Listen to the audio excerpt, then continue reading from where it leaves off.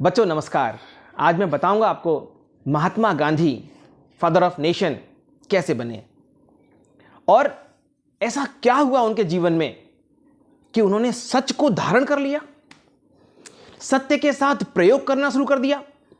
कुछ तो ऐसा हुआ जीवन में कि उन्होंने सत्य निष्ठा को अपने ऊपर धारण कर लिया और जीवन में सिर्फ और सिर्फ सच के साथ वो जिए। ऐसा क्या हुआ बच्चों? जब वो महज 11 या 12 साल के थे तब उनके पिताजी करमचंद गांधी उनको एक नाटक दिखाने ले गए। एक नाटक दिखाने ले गए। आपको पता है हमारे गांव में, शहरों में पहले, आजकल तो टीवी आ गया है बच्चों, पहले गांव में नाटक हुआ करते थे। तो नाटक दिखाने ले गए। उस नाटक में क्या हो रहा था? उस नाटक में महान सत्यवादी हरिश्चंद्र का नाटक दर्शाया जा रहा था। बच्चों आज मैं आपको उस नाटक की एक एक पंक्ति के बारे में बताता हूँ। महाराजा धीराज सत्यवादी हरिश्चंद्र के बारे में आज मैं बताता हूँ। उसमें क्या दिखाया गया कि जो उनको अपील कर गया कि मुझे पूरा जीवन मुझे सत्य निष्ठा के साथ बिताना है। राजा हरिश्चंद्र अपनी सत्यता के लिए, अपनी शुचिता के लिए, अपनी पवित्रता के लिए बड़े प्रसिद्ध थे। बहुत नाम था उनका। जब किसी व्यक्ति का किसी चीज में नाम होता है तो उसकी फिर परख होती है, उसकी फिर जांच होती है, उसके कदम कदम पर टेस्ट होते हैं। और वो ऐसा कहा जाता था कि वो सपने में भी अगर किसी को कुछ बोल दें तो उसका वो पालन करते हैं। सपने में भी अगर किसी को कुछ बोल दें तो उसका वो पालन करते हैं, ऐसा उनके बारे में कहा जाता था। तो भगवान स्वयं उनको जब लगा कि ये इतना सत्यवादी है, सभी इसकी तारीफ करते हैं, स्वर्ग तक इसका नाम आ गया है, चलो इसको जाके हम देखते हैं। नारायण स्वयं उनके सपने में आए।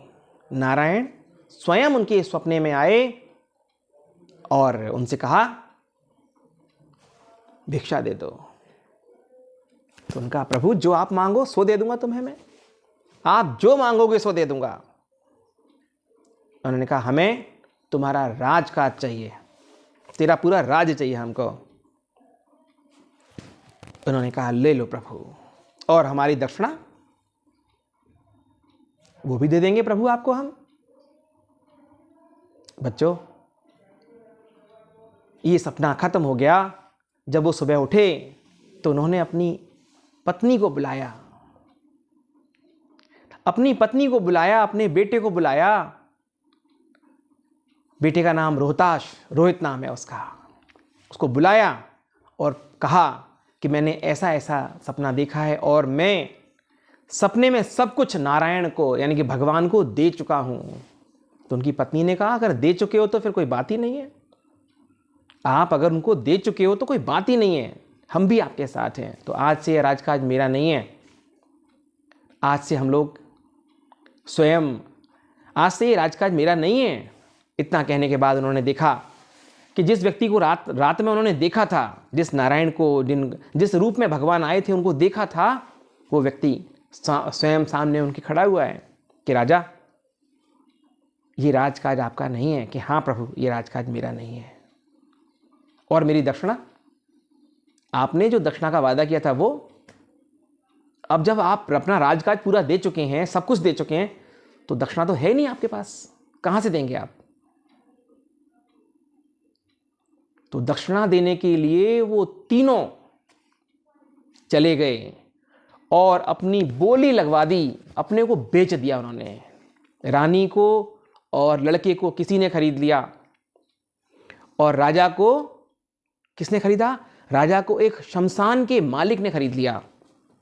शमशान जानते हैं आप लोग, जहाँ पर मृत्यु जब मर जाता है तो वहाँ पर उसकी डेड बॉडी को ले जाया जाता है, फिर उसमें अग्नि लगाई जाती है, उसको बोलते हैं शमशान। शमशान के मालिक ने खरीद लिया और तीनों बिक गए बच्चों। जो पैसा आया उससे उन्होंने नारायण को, जो व्यक्ति खड़े थे उनको उन्होंने दक्षिणा दे दी।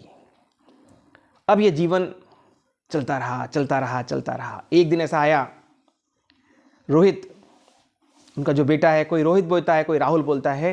रोहित अपनी माँ जो पूजा कर रही थी मंदिर में, उनके लिए फूल तोड़ने गया था। जब वो फूल चुन रहा था तो उसका पैर सांप के ऊपर पड़ गया। सांप ने उसे डस लिया। देखते देखते बच्चा चल बसा और माँ बिलख रही है, रो रही है, चिल्ला रही है, कोई नहीं है उसके पास। वो उस बच्चे को लेकर, 2-4 लोग और मिलते हैं, वो सब लेकर उसको उस शमशान घाट में लेके आते हैं, जिस शमशान घाट के मालिक ने उस राजा को खरीद रखा है, राजा हरिश्चंद्र को खरीद रखा है, वहाँ लेके आते हैं। राजा हरिश्चंद्र उस ड्यूटी पर बैठे हुए हैं, शमशान घाट की ड्यूटी पर बैठे हुए हैं। उनकी ड्यूटी क्या है?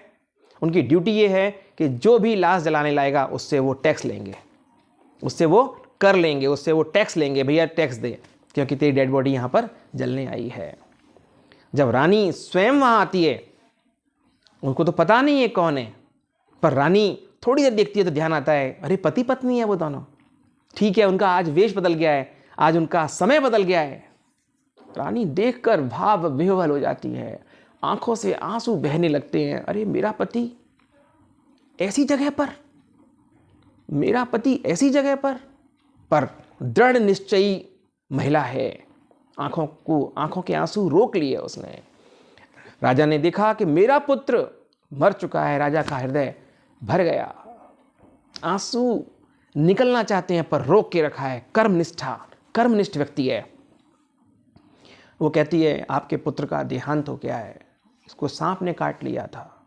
राजा अधीर हो गए, पर क्या इसको दाग देना है, इसको जलाना है।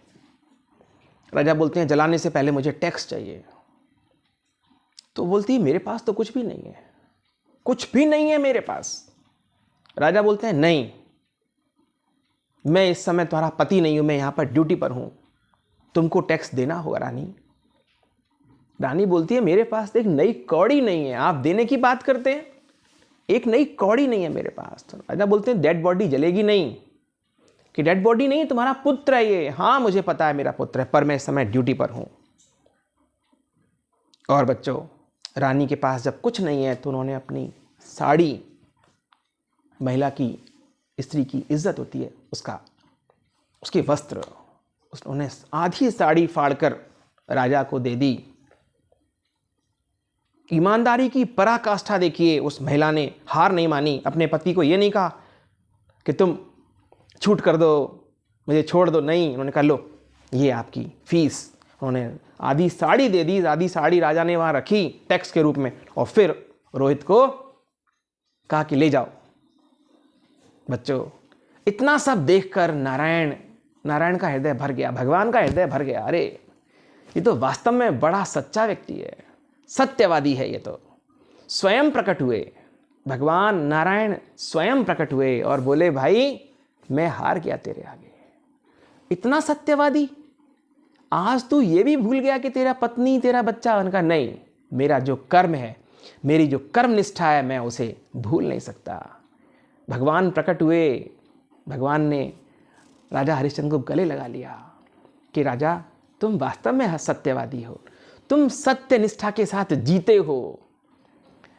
रानी को, पुत्र को जीवित कर दिया, क्योंकि वो सारा एक क्या चल रहा था, उनकी एक परीक्षा चल रही थी। उस परीक्षा में राजा खरे उतरे, राजा पास हो गए, राजा को फिर से राज्यकाज मिल गया। ये सारी चीज जब महात्मा गांधी ने देखी तो उनको लगा, नहीं, मेरा जीवन भी ऐसा ही होना चाहिए, मेरा जीवन भी ऐसा ही होना चाहिए बच्चों। और पूरा जीवन उन्होंने, आपको पता है, सत्य के साथ प्रयोग करने में लगा दिया, कहीं भी कोई गुंजाइश नहीं छोड़ी। इसलिए महात्मा गांधी को महात्मा गांधी का दर्जा मिला, महात्मा का दर्जा मिला। बच्चों, मैं तो बस इतना ही कहना चाहूँगा, आप जो भी कुछ करो अपने पूरे मन से करो। आपके लिए क्या सत्यनिष्ठा है? अपना काम, अपने लेसन्स, अपने काम, अपने क्वेश्चंस पूर्ण रूप में पूरे मन से करो, सत्य के साथ करो, नकल मत करो। देखो आप कहाँ पहुँचोगे, आप हाइट्स पर पहुँचोगे, हाइट्स पर। Thank you students, bye.